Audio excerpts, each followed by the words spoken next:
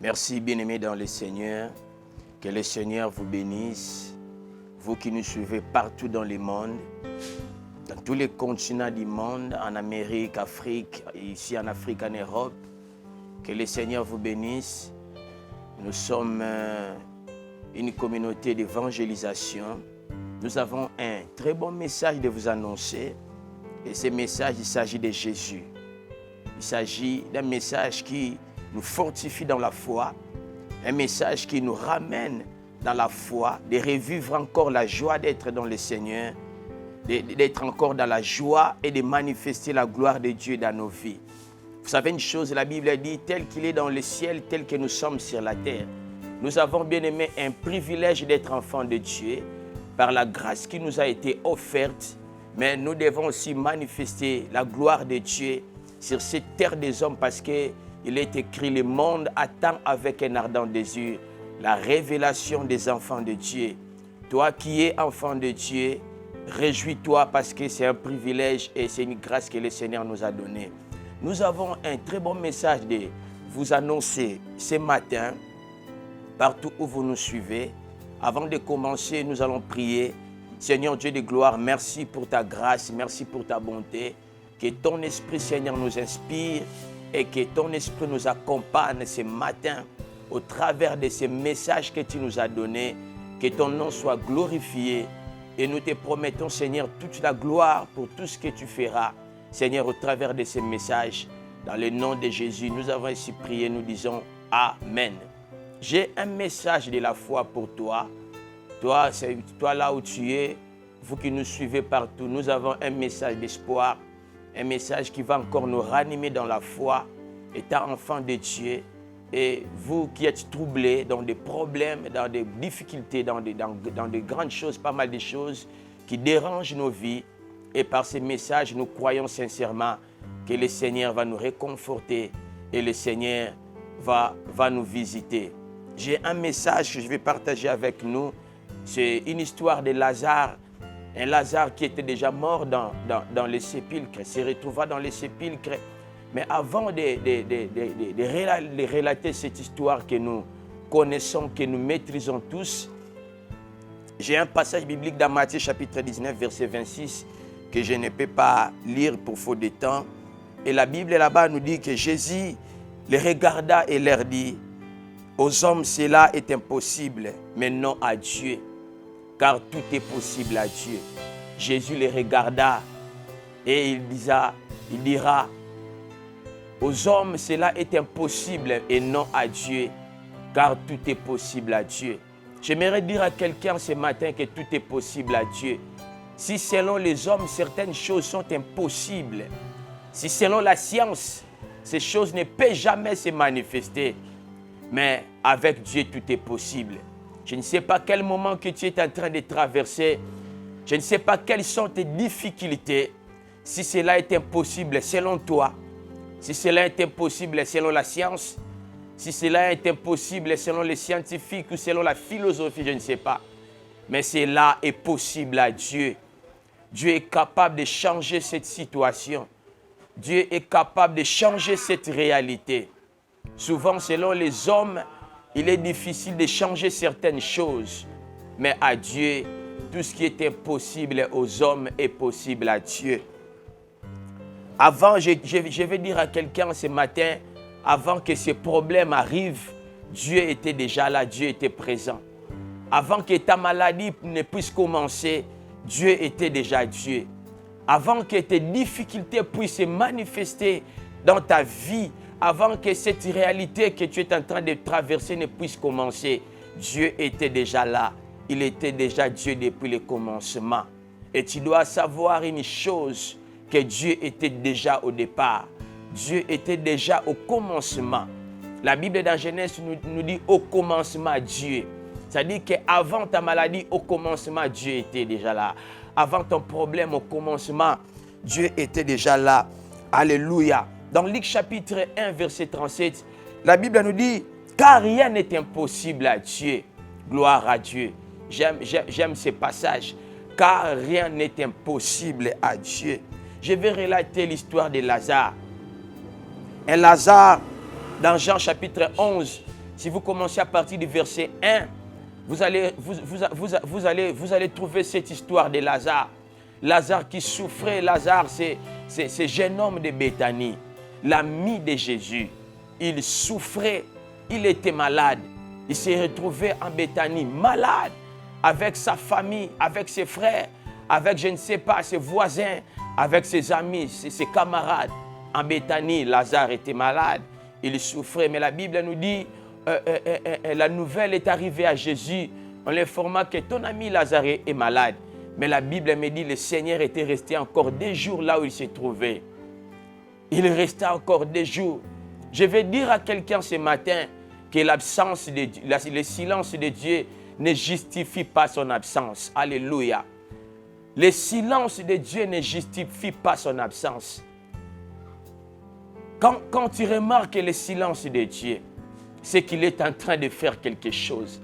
Quand Dieu reste silence, quand Dieu ne réagit pas, quand Dieu ne parle pas dans les rêves et dans les songes, quand Dieu ne se manifeste pas dans des visions, quand Dieu ne se manifeste pas dans la prophétie, cela ne veut pas dire que Dieu est absent.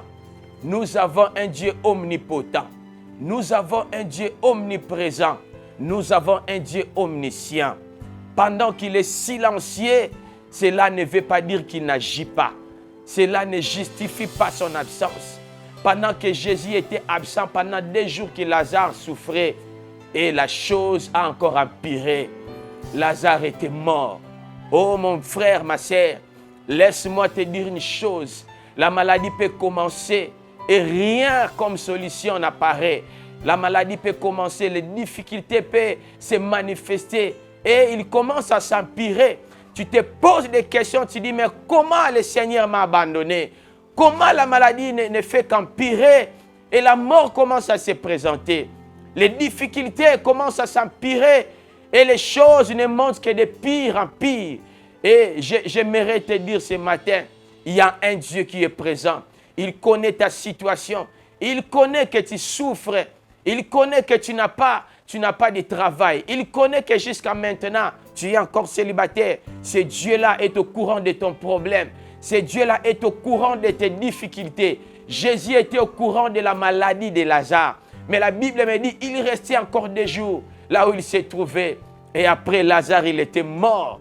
Et après la mort de Lazare, on l'enterra. Il se retrouva dans le sépulcre, Lazare mort. Et cela ne s'est pas terminé par là. 4 jours encore, Lazare sentait déjà. Et après, le Seigneur était venu. Le Seigneur n'était pas venu dans le lit d'hôpital. Le Seigneur n'était pas venu pendant que Lazare était dans le coma. Le Seigneur n'était pas venu pendant que Lazare était dans la salle de réanimation. Mais le Seigneur était venu lorsque Lazare était dans le sépulcre. Et il sentait déjà. Je dirais à quelqu'un ce matin, quelle que soit la durée de ton problème, quel que soit le temps que ton problème a pris, j'aimerais te donner une phrase. C'est la phrase de Job. Job dira, malgré tous ces problèmes, malgré cette maladie qui ne fait qu'empirer, mais je sais une chose, que mon Rédempteur est vivant. Il s'élèvera le dernier. Bien-aimé, souvent, Jésus vient le dernier. Souvent, Dieu se manifeste après que tout le monde puisse se manifester. Souvent, Dieu vient le dernier. Pendant que les choses sont dans le chaos, les médecins ont essayé, les scientifiques ont essayé, la famille a trouvé des solutions, mais cela n'a pas saisi. Le Seigneur vient toujours le dernier. Dans ton problème, il ne viendra que le dernier. Dans tes difficultés, il s'élèvera le dernier. C'était le 4e jour où Lazare sentait dans le sépulcre que le Seigneur était venu. Il dit à Marthe, dit, Seigneur, si tu étais là, ton ami Lazare ne serait pas mort. Mais Jésus dira à Marie, ne t'ai-je pas dit à Marthe, ne t'ai-je pas dit que si tu crois, tu verras la gloire de Dieu. Je dirais à quelqu'un ce matin, crois seulement.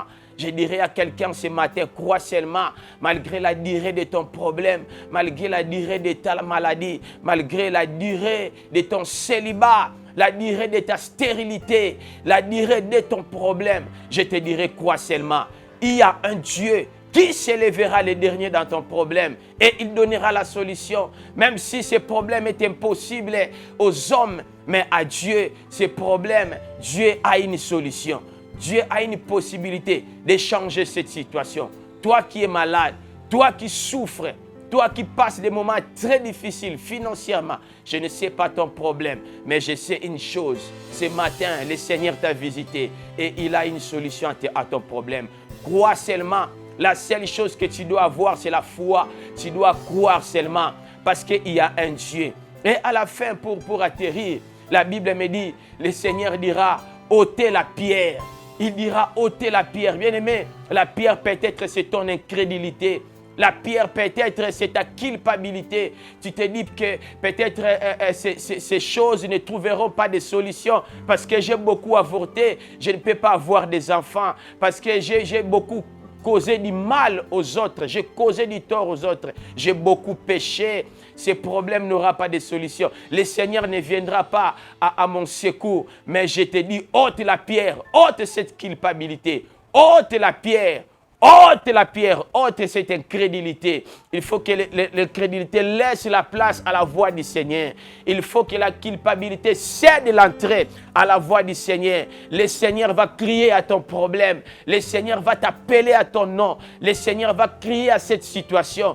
Il faut qu'on puisse ôter la pierre. Ôte ton incrédulité. Ôte ta culpabilité, malgré les sacs de tes péchés, malgré les fardeaux de tous les passés, de tous les problèmes que tu as subis dans le passé, les péchés que tu as commis dans le passé. Je te dirai ce matin, ôte la pierre, oublie le passé, regarde le présent et regarde le futur, là où Dieu t'attend dans la gloire. Lorsqu'ils sont sortis en Égypte, ils ont fixé leurs yeux au Canaan. Ils n'ont pas regardé Pharaon ni l'Égypte. Leurs yeux étaient fixés dans la colonne de feu. La colonne de feu était devant le peuple. Je te dirai ce matin, regarde ce qui est devant toi. Ne regarde pas le péché qui est passé. Ne regarde pas ton problème qui est passé. Ôte la pierre de l'incrédulité. Ôte la pierre de ta culpabilité. Regarde devant parce qu'il y a la voix du Seigneur. Il y a la voix de Jésus maintenant. Le Seigneur va maintenant crier.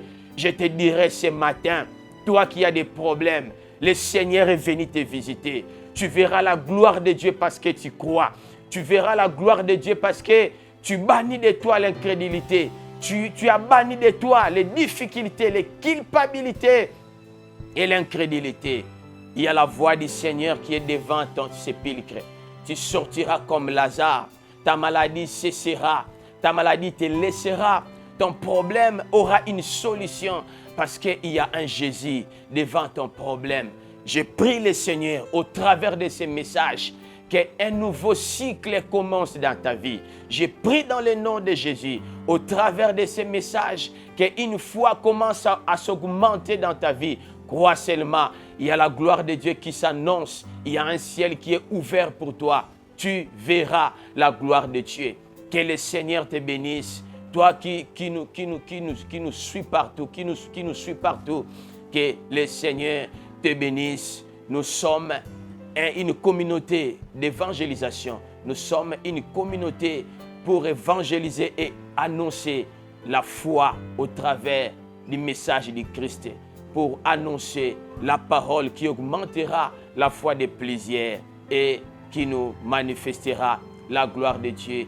Que le Seigneur vous bénisse. Vous qui voulez nous contacter, le numéro est au bas de l'écran. Partout, appelez-nous par WhatsApp, appelez-nous par ce numéro qui est au bas de l'écran. Nous avons besoin de vos suggestions, nous avons besoin de votre soutien financier et autres dans la prière et certaines suggestions. N'hésitez pas de nous appeler, nous avons besoin de vous. Et vous qui êtes malade, vous qui souffrez d'un problème qui a besoin de la prière, n'hésitez pas de nous appeler. Nous sommes là pour partager une expérience, de partager une sagesse infinie de Dieu, une sagesse variable de Dieu au travers de la prière et au travers des enseignements. Que le Seigneur vous bénisse. Soyez richement bénis dans le nom de Jésus. Nous allons prier. Éternel Dieu de gloire, bénis celui qui nous a suivis au travers, Seigneur, de ces messages, au travers de ces moments, Seigneur, d'exhortation. Que, Seigneur notre Dieu, que notre foi soit augmentée dans le nom de Jésus. Nous croyons qu'il y a une gloire qui s'annonce. Nous croyons, Seigneur, qu'il y a une délivrance qui s'annonce au travers, Seigneur, de ces messages et au travers, ô Dieu, de nos prières. Ta gloire, Seigneur, serait manifestée dans nos vies, dans le nom de Jésus. Nous avons ainsi prié et nous disons Amen. Que le Seigneur vous bénisse. Ciao.